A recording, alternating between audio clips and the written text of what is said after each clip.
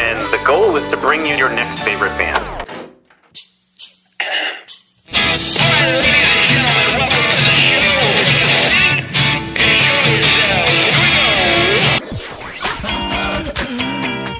Sweet, that intro is my new favorite band. That's phenomenal. I'm so excited to be on. Yeah. I heard a rumor that you might be able to play that song live today.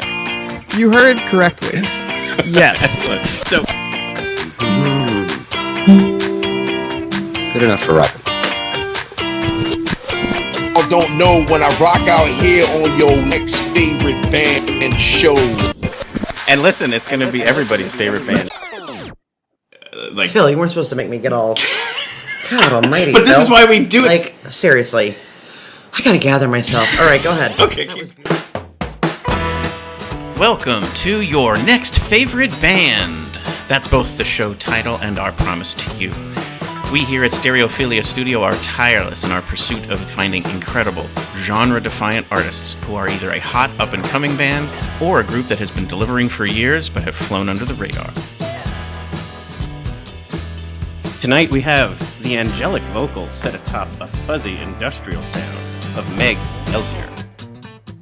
Each month, we will bring you live streams, audio podcasts, and perhaps even a live concert where you can listen to the stories and hear the music of artists personally curated by us based on what we feel will be worthy of your time. Be sure to subscribe and tune in to each episode because the possibilities are endless and you never know who will be Your next favorite band.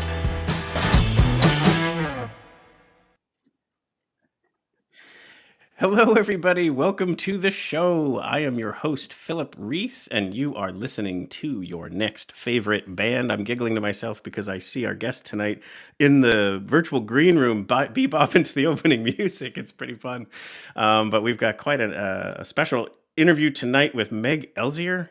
Can't wait to learn more about her backstory and dive into the music. It's one that has become my next favorite band over the past couple weeks. Came across her music. It was in November time when she was performing nearby in Philadelphia, and love it. It's amazing. It's different and yet kind of recognizable. So I think you're really gonna love it. So before we get to that, we always like to start off with a couple of interesting little things. Happy New Year to everyone. We did have an episode last week. And I forgot to say it, so I wanted to say it here. Happy New Year. And I just thought I'd start off with this. This is a lot of people know this speech or writing. Anthony Bourdain, rest in peace. But he wrote this amazing little piece, and either you already have a New Year's resolution, or you may already have lost it, or you're looking for one. And I just thought this is such a wonderful phrase that he wrote down, and it kind of speaks to maybe making sure you embrace life. So he wrote, eat at the local restaurant tonight. Get the cream sauce. Have a cold pint at 4 o'clock in a mostly empty bar. Go somewhere you've never been. Listen to someone you think may have nothing in common with you. Order the steak, rare. Eat an oyster. Have a Negroni. Have 2. Be open to a world where you may not understand or agree with the person next to you, but have a drink with them anyways. Eat slowly. Tip your server. Check in on your friends. Check in on yourself. Enjoy the ride. And I just think that's a great way to maybe start off the year, or any day for that matter. But Anthony Bourdain, wonderful person, and had a great sentiment there. So I thought I'd share it here at the top of the year, the show. Other things we do here, we divvy the year up with into 3. So January through April, May through August, September through December. So we're kind of in a new season. If we kind of count it that we have 3 seasons a year, we're on our 9th.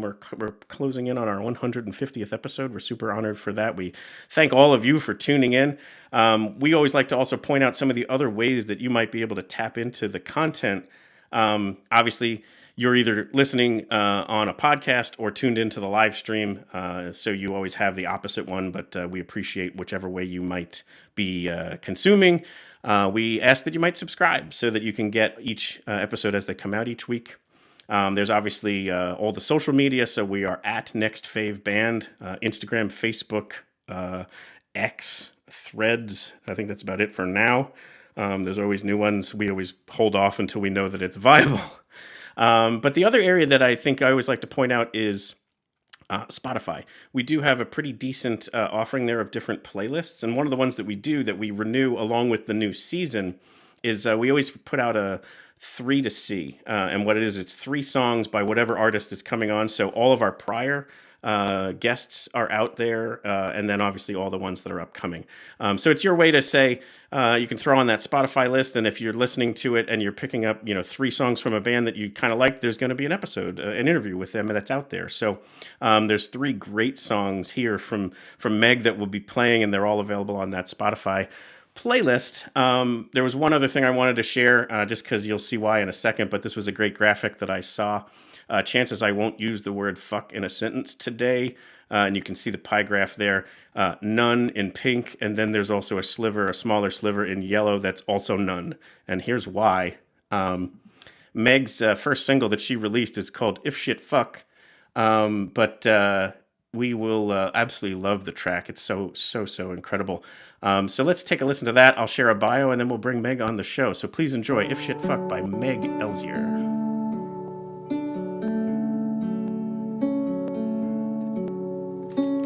Oh God, I feel a little bit tired, feel a little bit hungry, feel a little bit wired, kinda feel like I'm moving, but I know that I'm stuck and I can't see the top, so I don't wanna climb up.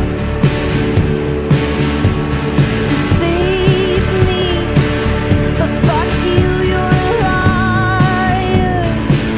You build me up like cathedrals, and dress me up like a martyr. You made me feel like a woman. I thought it suited me well, so I gave everything up, including being myself. I used to think, oh, if she got ordinary, I'd move.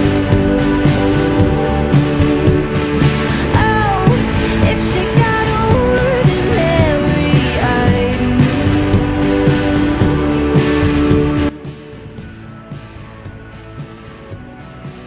Meg Elsier is an indie rock singer-songwriter and visual artist based in Nashville. One of the most exciting new voices in the indie rock scene, Meg juxtaposes sweet vocals and opulent melodies with grungy guitars and weighty production. Keen wit and self-awareness shine through her lyrics, seamlessly weaving into a fabric of her ethereal shoegaze sound. We'll bring it back up. I find surprisingly sacred.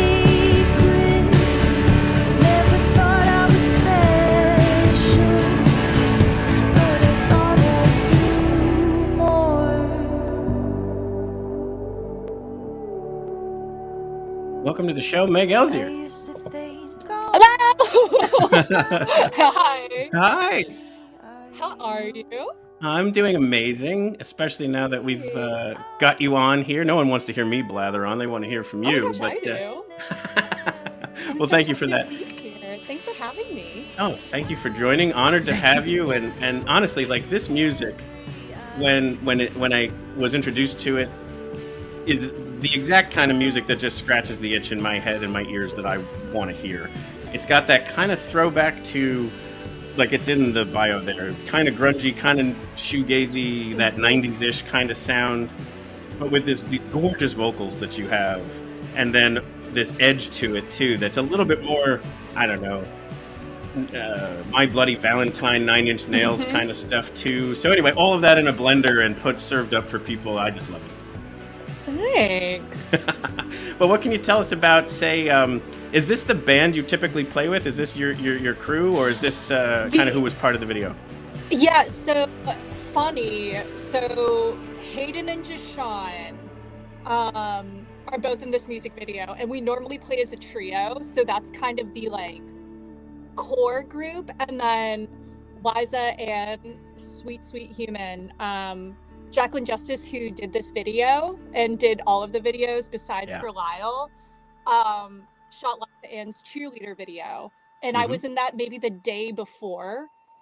And so it was kind of like this collab, like switch, like we each got to work and be in each other's videos, which is like really cool. Sure. But yeah, it was just kind of like a great timing. They happened to be in town. Mm-hmm. It was just fun, yeah. Yeah. But that is Jashawn and Hayden is core. We're Core torn. Elsier Nation. Yeah. But I will say too, it's important to point out a lot of the artistic choice, whether it's the music or the video, is coming straight from you. Like the feeling, the fashion, the vibe, all that stuff is like all you. And so tell me about, how do you make sure that you're maintaining that, yet still also incorporating these other people, producers or directors or whatever, who can take that vision to another level, but still uniquely your own?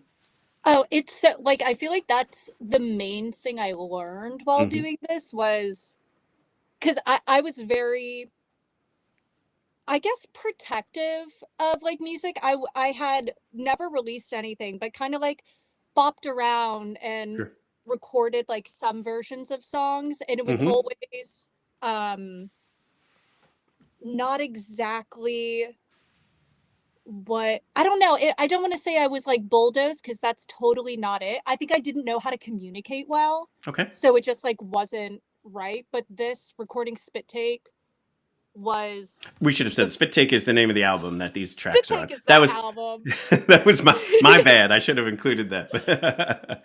No, I don't. I have to be reminded to say my name on stage. Like, I just normally play music, but no, it was the first time that I was like, you can add people and collaborate with people, and it can sound more like you than if you worked on it like individually. That's got to be Like, the coolest thing the first time that happens, though. oh, it went from like really scared, like Sure. being vulnerable is hard, let alone being like, I don't know if this is, like, every time I had shared and tried to work with someone, it didn't work out. Sure, So it okay. was like this fear that, I don't know, it's just scary Mm-hmm. letting people in. And I think I just had the people that I work with are incredible friends. Like Ryan, who produced Spittake, I'm literally in his house right now. Like, I'm in his back room while he's eating Nice. food. But no, he is just a human that I'm super comfortable with. Sure. And to do, like, I think I needed that before I did music. Mhm. Like, before you work musically with someone. And Yeah, then I mean, the Jacqueline creative Justice. process is so vulnerable. Like you're basically like carving your heart out and putting it out for people to evaluate and kind of judge. Oh, yeah. Yeah. And especially, like, a lot of the songs I hadn't shared. So it was like Mm-hmm. the first time anyone else but me is hearing it. And you're like, Mm-hmm. I don't want to experience this with you right now. But it's Right. just like, it's all fear. Like, it ends up being beautiful and wonderful. Yeah. Like, Well, I was going to sharing. bring this up, but I was thinking it might work better after we had been chatting for a while. But let's go right into the vulnerable trust Dive. tree. Let's dive right Let's into the do deep it. end. I heard that you were hesitant to produce music at all because of this kind of fear of being judged or whatever. And you finally just kind of just said, F it, I'm going to record it, because it was helping you find who you wanted to be as an artist. But there was a lot of hesitation and fear that went into what you had to overcome to get to this point. Oh, yeah. It's like, I've been in Nashville for 8 years, maybe, like a hot minute. And I don't want to say, like, because there's no wasted time. I really don't think that. But like, Mhm. it took me a really long time to get over that fear Sure. and to, it's not even courage. It was, to be honest, for me, it was like, either you're going to do this, you either have to, like, Make a choice. I felt so horrible not getting it out that I was Mhm. like, we either need to explode, or I have to be content with burying this and like leaving it And it's and not amazing going too back to to me it. because of how good it is. Like, of course, it's easy for me to say, but like, it's one of these things where it's just like I'm always amazed by the person who is either hesitant or scared by something that's so just awesome. Like it's just amazing just how talented it is. Your voice is incredible, like all that stuff about it, and yet you're nervous about it. Like it's just so amazing to me that that can happen to artists. Oh, yeah. I feel like it's the number one thing I feel as, but there's something really, really beautiful about that. Like my really good friend Luke, who plays guitar with us when we're not playing trio, is always like, because I'm so nervous, but before I record, before I perform, like live, I feel horrible. But he's like, once you lose that, that's when you know something's up. Like Yeah, when you're no, right. like, I can understand that for sure. Yeah. yeah. So I'm like, It shows that you care. Like it, exactly. right. It's like as scary as it is. If I didn't have that feeling, I would be like, what's happening? Something's wrong. Right. Well, thank you for sharing that, because I just again I'm just that when it becomes destructive, the fear is holding you back. That's the part that I'm always like so sad for that person in that moment, instead of it being nervous energy around, okay, I'm nervous but I love this, versus I'm nervous and I hate it and let's just get rid of it or delete it or whatever. So Oh yeah, it's just trying to like for sure like it was just like trying to silence this part of me and trying to not deal with these feelings that I was super uncomfortable with. But they bubble up, like shoving it down for a really long time doesn't benefit anyone. No, certainly not. Except for writing, maybe. It does maybe help you write a song too. Sure. Yes. And we'll get back to that music a little bit later. One thing we always like to do on this show is kind of journey back to the beginning and learn how we kind of got to this moment. So if I understand it right, grew up in the Boston area. Yankees hat be damned. I like the logo. It is. It's iconic. It's certainly iconic. Everyone from Boston is probably saying so is the letter B, but anyway, we'll just ignore that. Just the whole time go like that. But so you grew up in Boston. Your mother's Korean, right? And then your father is Italian, Irish. Classic American. But so anyway, there's that kind of mix to the household of bringing those two different cultures to you. Is that also different music too, right? It's kind of a meld there in the very early years. Yeah. So anything you can tell me about kind of those early years of where that's kind of come into you? It is funny because my mom and my dad did overlap like a lot, but there's specific like music that I am like, I listen to this with my mom and I listen to this with my dad and I listen to this with both. My dad was always so both though is like Warren Zevon. Warren Zevon is also like maybe my favorite artist and writer. Awesome. Like it's so nostalgic. It just reminds me of that. So both of them were really big fans of his. So that was always like Excitable Boy was always on in the house. Right. My mom was like the Beatles. Like that's what it was, a lot of like movie scores, and that was where like the love of the Beatles came for sure. Was from my mom. And then my dad was Johnny Cash and Outkast. Like he would drive me to school playing the double right Outkast album. So I would say like kind of that was the growing up. And you can really see where all those different, like, just this eclectic approach to music also just influences you in a way that's like, I'm going to pull a little bit from everything. Yeah. And I think it's like, and I learned this like growing up too, where it's like, there's no guilty pleasures. There's no, right. If you like it, you like it. And there's something really cool in that. So I'm like, we would go to Broadway shows. Like my grandmother would get us a ticket every year for Christmas. And theater kids get a bad rap. And I don't think it's valid. Listen, I was a theater major in college, so I'm like, right. Like that music, I grew up listening to that too, like Evita soundtrack, like Phantom of the Opera. There's so much with it. There's so much within that. Like I never listened to music. Like was this Spittake was so inspired by like the My Bloody Valentine, like the shoegaze, but it's like I didn't grow up listening to that at all. Right. It came That to was you when like it needed to. exactly, Mhm. exactly. Yeah. Was there any particular either musical or character from a show that really kind of caught you at an early Ooh. age? I remember this is more minor, but I remember that I think the first show that I ever saw was Lion King. Okay. And there's a like you have young Simba. So that was the Yes. first time that I was like, there's a kid my age performing on Sure. stage that Yeah. I never realized that was like actually possible. Yeah. Um, I could see that being pretty empowering, those moments like that. oh yeah. Yeah. I'm not gonna lie, I loved cats. I loved cats when I was younger. At And least one person in the last 20 years has liked it's it. a memory.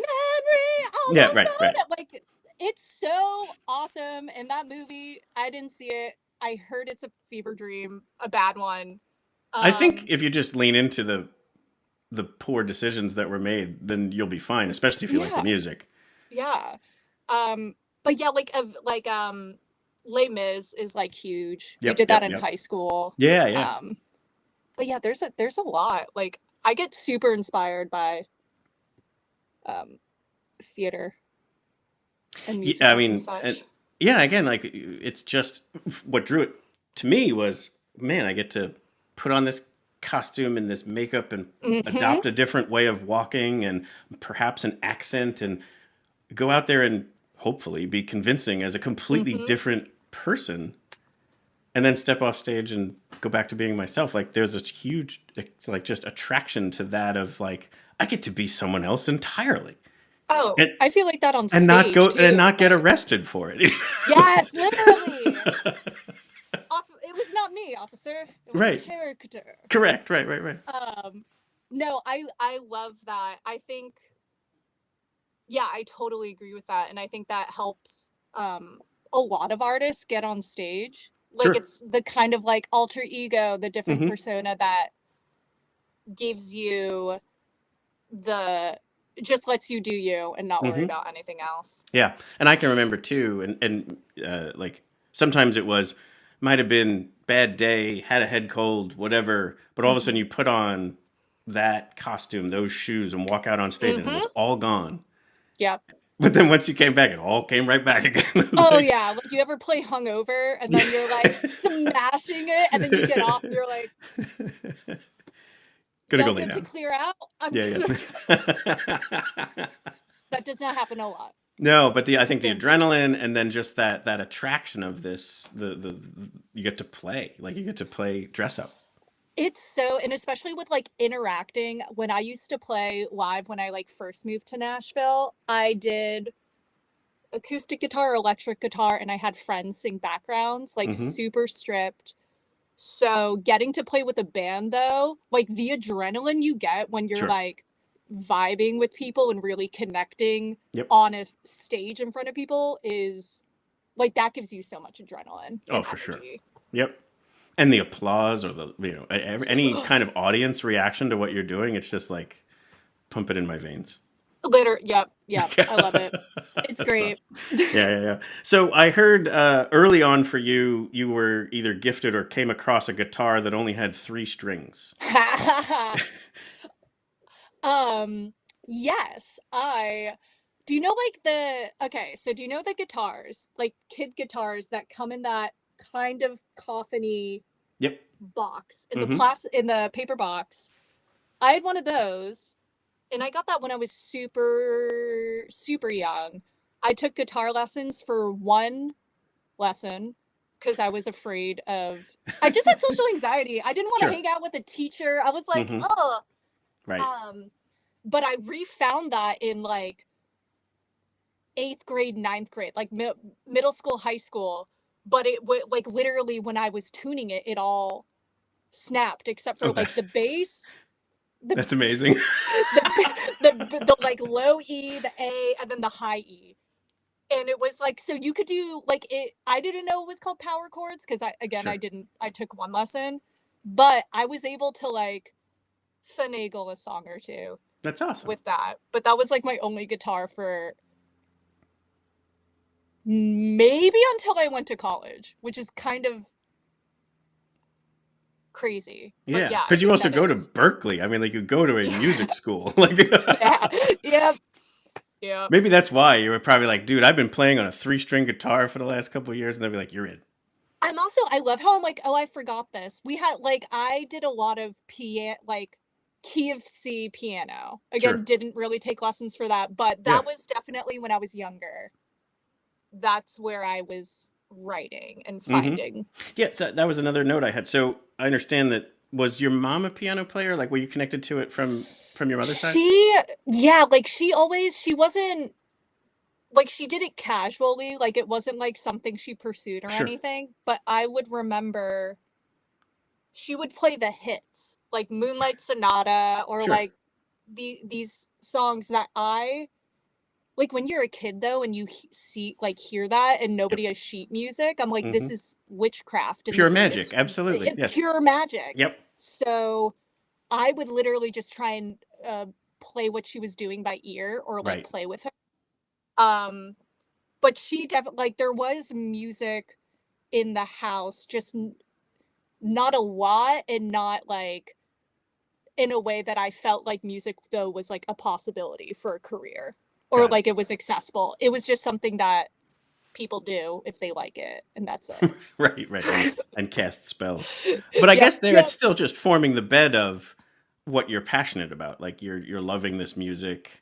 You're also going to Broadway shows at the same time. So like you can see where it's just suddenly like, kind of brewing inside of you. Oh, I remember. It was always, I don't remember. It's so the cliche where it's like, this was the only thing I can do. But I truly don't remember not being like obsessed with music or whether it was like, I would try and imitate the voices on Got any it. song I heard, which helps you harmonize. So then I was Sure. like doing that. I was always so, it just was constantly surrounding me to the point though that when I got to like high school or like I didn't want anyone to know, like it was so personal, so it stayed at home and it was lovely. Right. And then when I got to like when you're supposed to be like people formed bands, people were doing Right. whatever, I was like, this is going to stay in my bedroom until the end of time, which That's was so college, interesting. I guess. Yeah. Well, before we make that jump, I'm not sure if this is 100% accurate. So there's something in here that's right, though. One of the first songs you ever wrote was either inspired by the Ocarina of Time or when it was beaten and about your hamster dying. I don't know which one of those is the right one. All of it. Which is so horrible. Okay. Listen, you find your inspirations where you find them. You find them somewhere. So, Right. do you know Ocarina of Time? Oh, yeah, it's a Legend of Zelda game. What is the tree? I always say it wrong. I don't remember. Okay, It's from, cool. So, yeah. I'm gonna Google it, but I personally let's find call out. it. I used to say Goku tree, which is like wrong animation. There's people probably going to be in the chat going like, "You knuckleheads!" It looks like it's the Deku tree. Yes. The great Deku tree. The great Deku tree. When Deku tree was, I don't want to say beaten, but like died. My hamster died when my sister beat that. When that happened in the game. And I was traumatized and upset that I was like, I have to get this out. Here and it then is. I wrote a song about like that. I want to get that. I just got a Switch and I hear that the Zelda is really good on it. I'm sure it is, yeah. Yeah, that is a completely true and traumatic story in the beginning of my songwriting career. That's amazing. So, is that a song that you like? Could you ever bring it? Like, do you have it recorded somewhere? I no joke. It's not recorded anywhere, but I no joke think I like staff notated it. Like I think I did that. It was really basic. There were no chords behind it. It truly was just melody and like My hamster's name was Gary from Pokemon, which why I named it after the worst character. Again, I don't know. But it was an ode to Gary, and shout out Gary. Shout out Gary the hamster, Shout out Gary. R.I.P. who passed away at the same time as the Deku tree. I don't know what that like freaked me out. That was a little too Too close to home. yeah, I don't know what was going on there. Amazing. Well, thank you for sharing that. I'm Oh, glad I of was course. somewhat on the money there. I'm glad I could clear up you thinking that wasn't real and it totally Yes, and so now here we are. So now we're moving into college. So getting into Berkeley is no small feat. So like, if you were hiding the music talent, how did you pull that off? you get really good if you're playing by yourself in your room a lot. That's the only thing. Sure. Just because nobody hears it doesn't Yeah. mean you're not doing it. No, but still, like Um, that's an incredible feat. It's not like I said. It's you audition to get in there. Like you're not. They're Yeah, not just it was. taking anybody. We did. So my senior year was when I made when they're like, okay, you're 18. You're going to turn 18. Where do you want to spend a lot of money and have to take like loans out and all of this to go to school? Like, what do you want to do? Right. And the only thing, like, it truly was the like, I'm not going to be happy unless I do music. It's the only thing I can do, and it's the only thing I want to. So when senior year hit, I was like, oh, I'm going to join jazz workshop. Or my music teacher kind of knew I could sing and would like bring me in a little bit and kind of give me confidence in like, why don't you sing this song with like the jazz band and learn how to like interact with people. So I did do that, and I did theater my senior year as well. Mm-hmm. But it was kind of just that. It was like I went from not knowing what I wanted to do to like, this is the only thing I can do, so I'm just gonna like cram in these credits. But it was more, I think it was it was jazz band. I love theater, that was awesome, but I think it was more the jazz band with Mr. Trombley. Shout out Trombley. That that shifted, that really was like helpful musically as an artist versus as a performer, which I think theater helps more. Totally get that. Well, that's very cool. And then, so like another kind of deeper question. This topic comes up from time to time, and I just kind of wanted to get your take, because also I think I always like to maybe shine a light on topics like this that maybe not everyone's aware of. And what it has to do with is, and I'm making a guess here, but like being Asian and white, was there ever these moments of you're not Asian enough for the Asian community and not white enough for the white community? Right on the dot. Yeah, absolutely.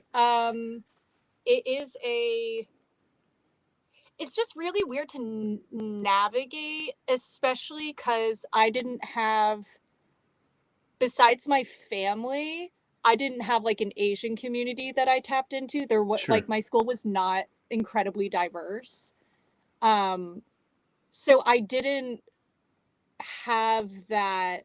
The only experience I had when I was younger with like me being Korean and that side was negative, to be honest. Was like just not like, it wasn't even negative. It just was like something's different and it's you.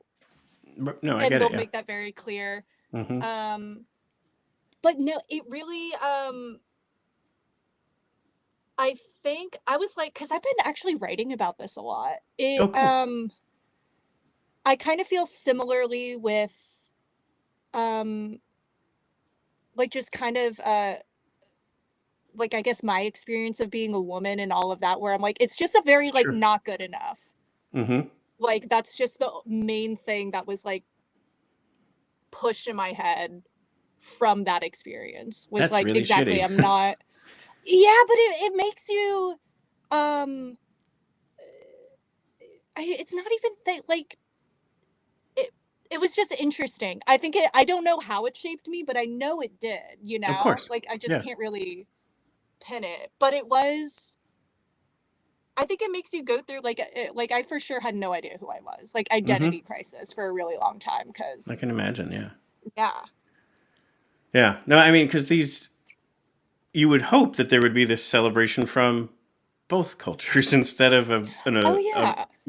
and that's one option, but it seems like more often they both say no, thank you, and it's like it's really shitty. Like I don't know, like And it's yeah, and I would say like it never was my immediate family, like on my mom's side that like they're Korean. sure, It was never that with them, no, like I can, yeah, it was always like the people who don't know yeah, you like judging a sure, sure, little sure. too quickly and for No the reason, yeah, wrong exactly. reason. The biases that exist for literally no beneficial factor is like ridiculous.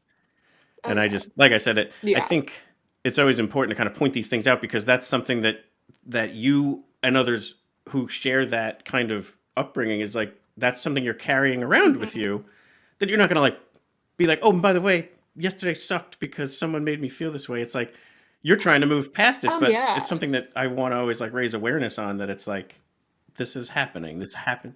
And it is something that not like people totally can relate to, but like it's so in your face. Like it's like this is something I like no one could shift. Like I can't shift Right.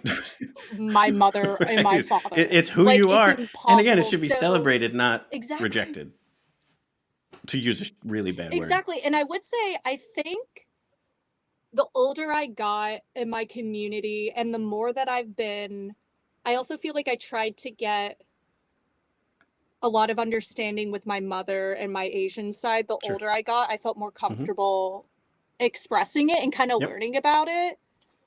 So that I think it's always there. It really does like linger with me, but I love the Hmm. community here. And I love like, I know my perspective is different and I know I see things Sure. slightly different and I'm happy Yeah. about that. And No, I that's like awesome. I mean, glad to hear where you got to, but it takes a it. strong Yeah. person on the inside to get there. Other people might fold. Aw.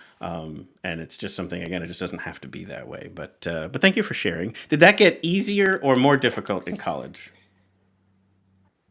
I would say easier because college was way more Sure. Okay, good. diverse for me. So I was like, oh, like Hmm. great. That like it just was what it was Right. supposed to be for that Yeah. amount of people, Good.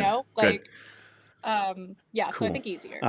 And then so within there, you're starting to obviously write this music that you've put out, right? Like, where does that really start Mhm. happening for you? Like these particular songs or tracks, where are they starting to come out and be Oh, created? they were like so I would say me writing in college was so different from me writing similar and like me writing it's no, it just feels so Hmm. different for me writing when I moved to Nashville. And there were so many steps of like the shifting in my Sure. writing of so maybe this also goes back to slightly the being like half Korean where I was trying to figure out my Right. writing style. I had a lot of friends who were like Americana folk artists. And I was like, oh, I'm going to write like that. Like, I see the formula. This is what I can do. And I loved doing it. It just, like, it's always that it doesn't Hmm. feel right. Something's not exactly right. And I don't know why. And it took me maybe like 3 tries of doing that. Like, in Boston at college, when I first moved here in Nashville, and then the second round of Nashville, that's just like, I was trying to be someone that I wasn't. So it just like wasn't Sure. locking in until I think for like these songs, like on Spittake, it was when I was going back to music that I discovered when I was younger that I didn't like, there was no judgment of what genre it was Sure. or Right. like Right. Right. whatever. I just was like, oh, I liked Yeah. this. This was Yep. my taste. Like that Right. Now, organically there's got to be an happened. element to you seem to enjoy creating something that is like beautiful and maybe roughing it up a little bit because you're taking like, yeah, so Oh, like taking your vocals and then putting those other types of guitars underneath it, or even just the imagery. Like it's these I don't know, like you clearly like to take something that's aesthetically pleasing and maybe make it a little bit darker. Yeah, it's I think it comes from a slight I feel like such a paradoxical Sure, person. that's definitely a Like I paradox just in there for sometimes sure. don't make Yeah. sense and it's fine. And it's so fine, but I really like that hits Yeah. for me. So I think I did like I went to Berkeley. You were taught how to sing pretty and you were taught how to breathe well. You're and I just was like I'm so tired. Like I wanted to rebel against that at some point. And I was like I don't see why things can't be delicate and beautiful because I think I'm super delicate and I think I'm super abrasive. And I like Sure. a Leonard Cohen song and I like I like Death Grips. Yeah. And so it felt more like me to blend that than That's to try so and cool. pick a lane. Yeah. Well, it is a lane. It's just one that kind of merges the two. It's a whole new one. Yes. So let's take a moment here to actually bring in another song, and then we're going to keep chatting about this release and so on. The next one that kind of released in this cycle here was "Is Not Real," and so I want to bring that one in. The other thing I'll point out before we bring it on is you do have a large diversity of sound on this album. So like there's a through line. It all sounds similar, but there is also very distinct differences, and I think what you'll hear here is how different this one is than from the first one. So here, check out "Is Not Real."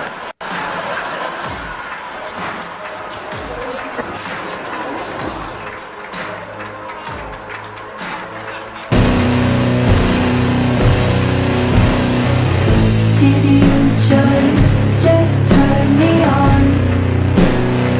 I feel a little bit different. Did you just turn me on?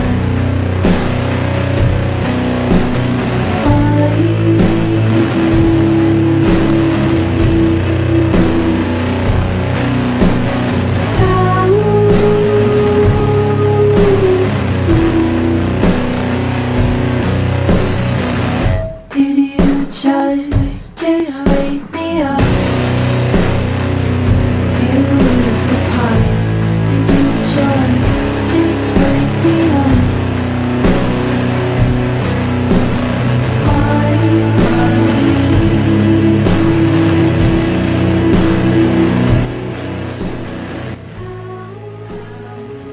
So awesome. I love seeing all my friends in it. It's so because I feel like I don't like I haven't watched them in a while, so it's always nice being like, oh, hi Luke, hi Sarah. Did anybody, either friends or family, either get surprised or even thrown off by the vibe of that one, having such a, sexual nature to it, if you will, like, or just being, I don't think so. Like I think maybe, but nobody. I think my family and everyone liked it a lot more than they were shocked by it. Oh, I cool. think. Yeah. So like I didn't get any moms being weird, That's good. being in a bikini, like dancing. Like it was good. It was good. The song And was it's not only very, that, it's like- also carrying a large weapon. Like, Oh yeah, that Party City. Shout out any party store. that's got that fantastic. thing. Right. But that's the one too that's where 9 Inch Nails just jumped it out at me. Like Yeah. very much like that Closer video from the 90s, where it's like just charged in that very kind of like primal way. It's very cool. Yeah. Yeah. And that was like, Is Not Real was the first demo, the one that I took to Ryan. It was kind of like East Side, If Shit Fuck, and Is Not Real, where I found that sound for myself. Like I was like, this was me making the demos and hearing more than just harmonies and voice and like one guitar. Right. Like it was. And you were playing all the instruments on those demos, right? They were all you? Oh yeah. Like there's some though where Hayden would play drums because Hayden and I live together. Like he, I would give it to him and be like, I always try first like run, because I really like the way I play drums, because it's bad and it's not a drummer's No, I get it. line. But it's what you But- hear. Exactly, but if I couldn't get it, I will ship it over and be like, babe, get in the studio. But I think Put that's what you were something on talking about, this. where it's like handing it over to somebody else, if you could communicate it well, makes it more Exactly. sound more like what you wanted it to, because you didn't have the Exactly. ability to do it. Yes, and that's why, like, when I could hear that, that was like a huge shift in how I write music too, because it gave me confidence to be like, if I can't really explain it with my words super well, Hmm. but I know this demo that I made has like what I really want in it within that world. So like it's a better direction to be able to be like, I don't know how to explain it, but this is what I hear. Sure. What else can we add and what else Yeah. do we hear like Yeah. together? Or even if you gave it a shot on a drum kit, you're like, it's something like this. And Oh, then they yeah. heard that and they go, oh, I got you. And then they do it. And you're like, yes. Oh yeah, like half the time it will be that, or half the time, which I find is really funny and cool though, where I'll be like, I don't know, this was kind of choppy, maybe try it. And he'll be in there for an hour and then he'll come out and be like, your part's like your part is what it's supposed to be. Oh, that's cool. Yeah, like it's a cool Validation. yeah, and getting input though of being like, sometimes it's not the right thing and sometimes it totally is. And Sure, it's sure, all sure. about Going to the person who does that more regularly. yeah, or like Yeah. the trust that I have in, and it's less like like he's obviously more technical than me, but it's more of the taste and the honestly like how well they know me Hmm. to be like, this is kind of the direct, like this is what I see this as, but like Got it. for you, if Yeah, that yeah, makes yeah. sense. It sure I confused does. myself. I like It sure does, Meg. talking in But circles. the other thing I wanted to point out that I think is very cool is each one of these tracks is like all lowercase, no spacing. The spelling is what it is, and it's because it harkens back to your original demo tracks. That's what you labeled them, and you kept Oh that. yeah, I think that's super fun. Oh yeah, I love like, there is something that I've learned or that I like is like, I think there is something so special about a first take and a Mhm. first run and a Mhm. like Oh, totally. initial idea of what you think it will be.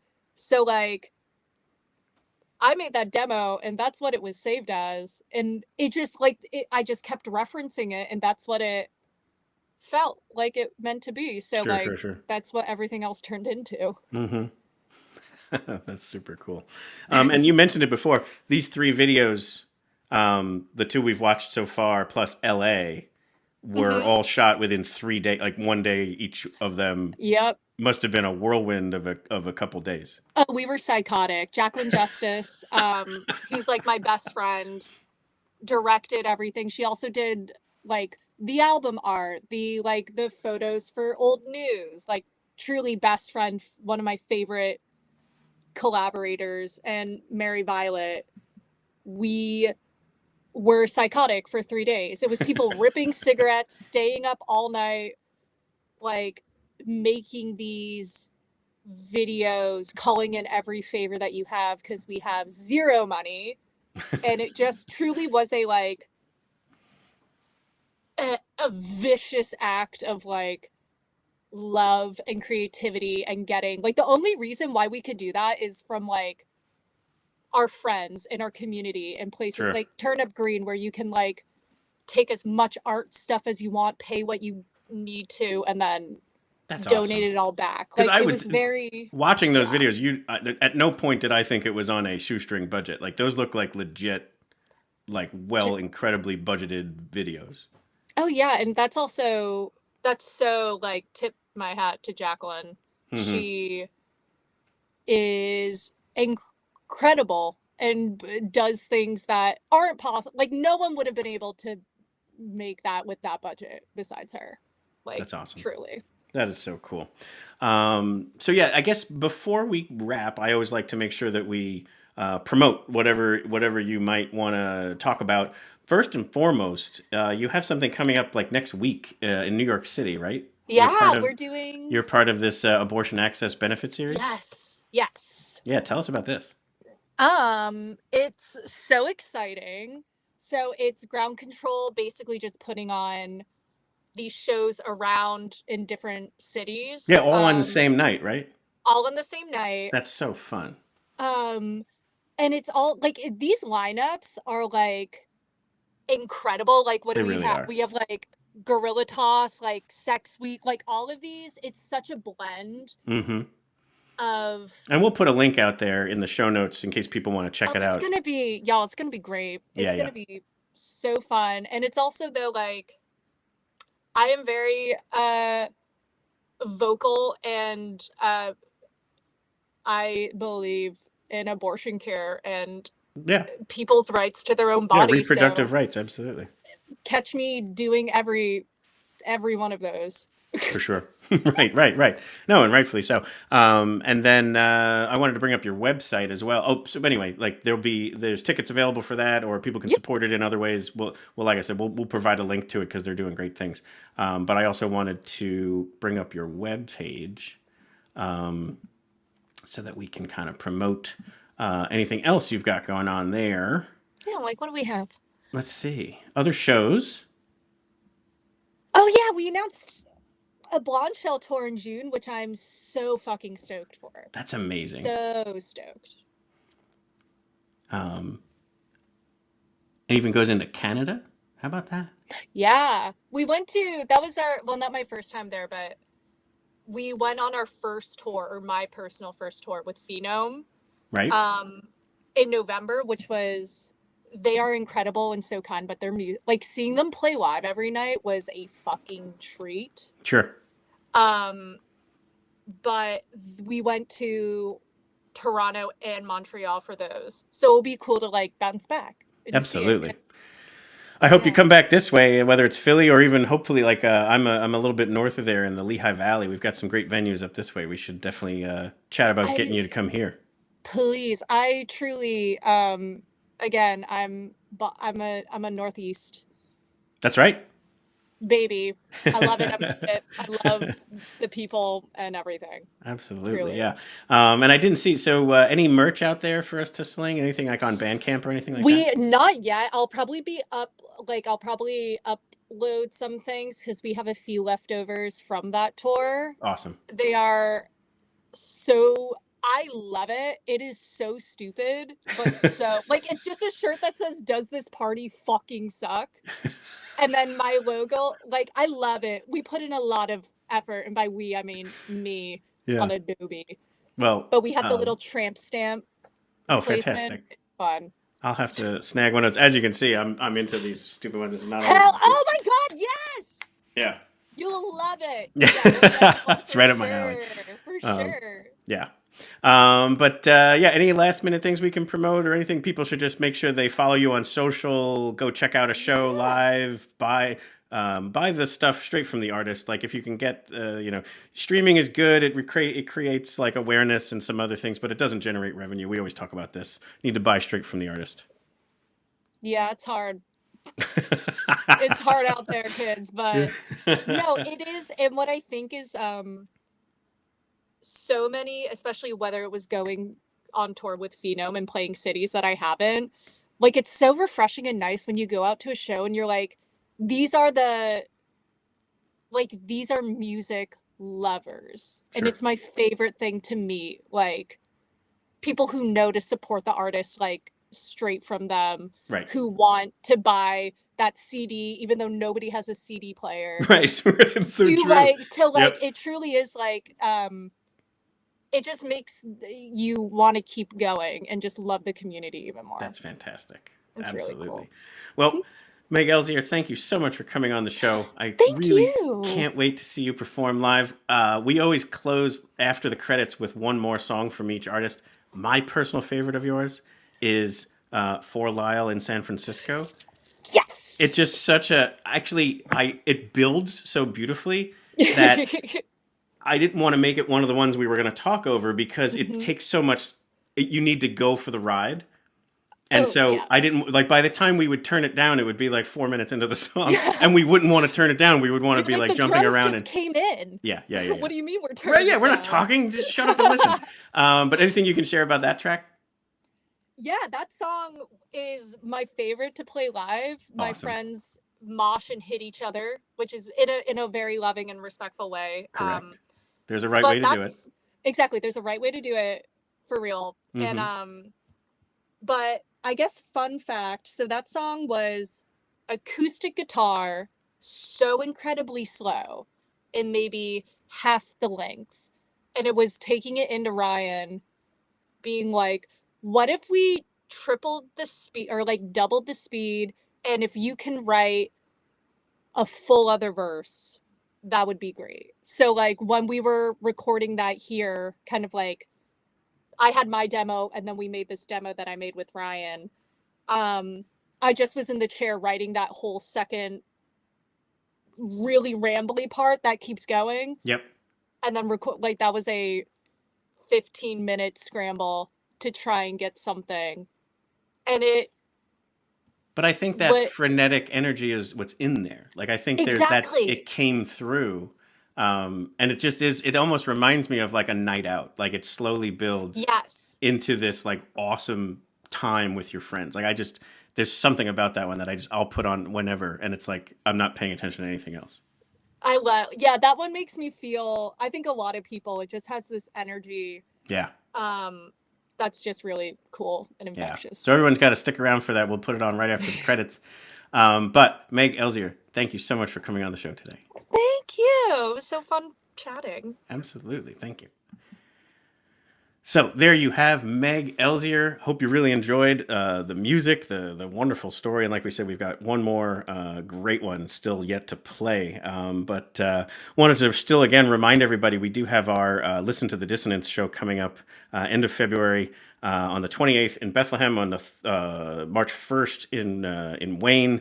And so check out nextfaveband.com to get more details about that and pick up your tickets. Only $10, and it's a night that's dedicated to mental health and the powerful stories and music that certain musicians are brave enough to share with us. So it's going to be a great night. Last year was a special one, and we were so inspired that we wanted to do it again. So nextfaveband.com for that. But all right, Phil, let's say goodbye to everybody.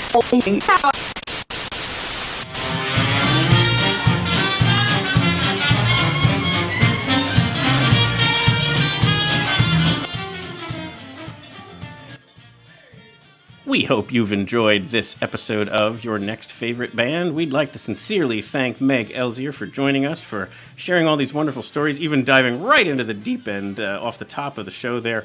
But excellent, excellent stories, just incredible music, and really hope you check it out.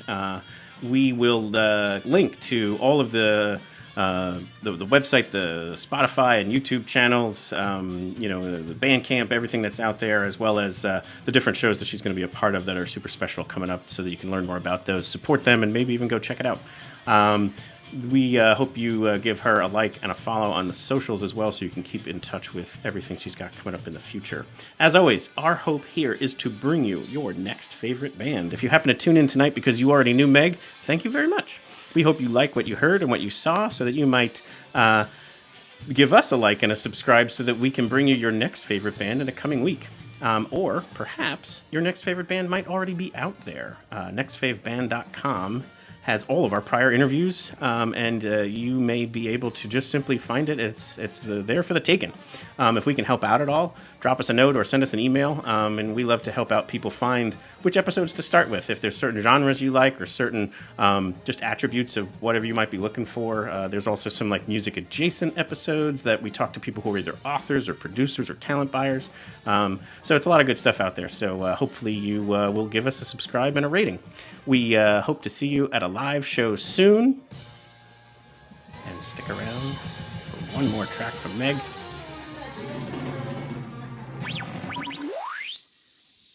Here's my personal favorite track, For Lyle, from San Francisco.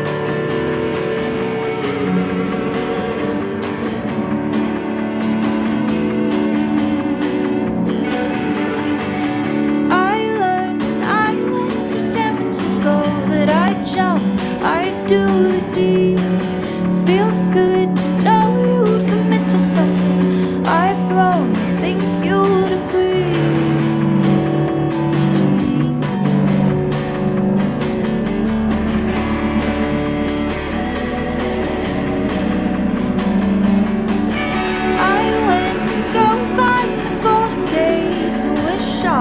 find they were right. How dull and out of miscommunication.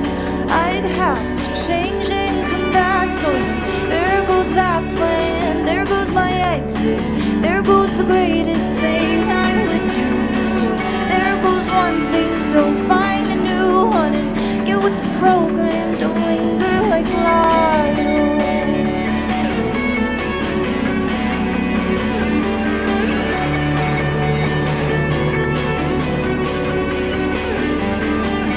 Still here, still fucking killing it. If I can't fly, but I'll fall in love. I give it all to someone who'd appreciate it.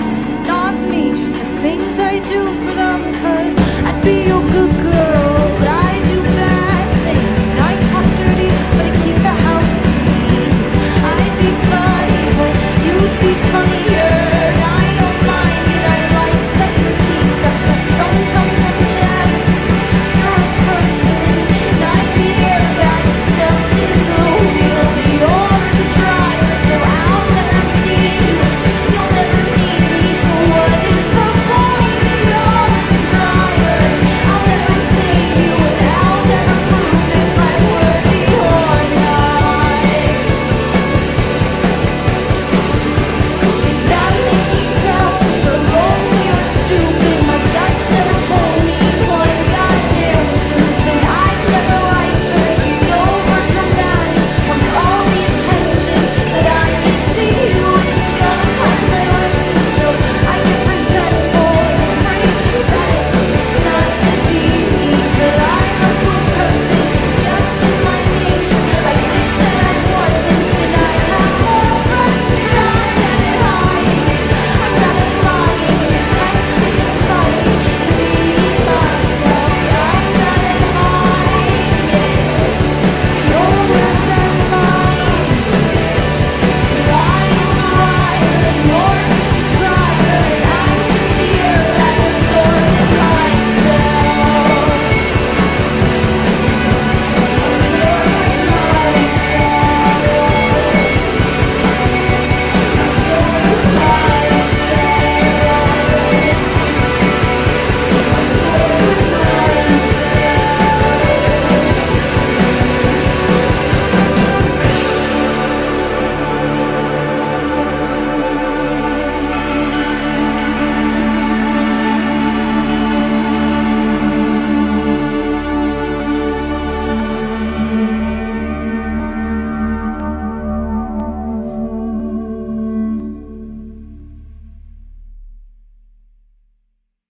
Perfect.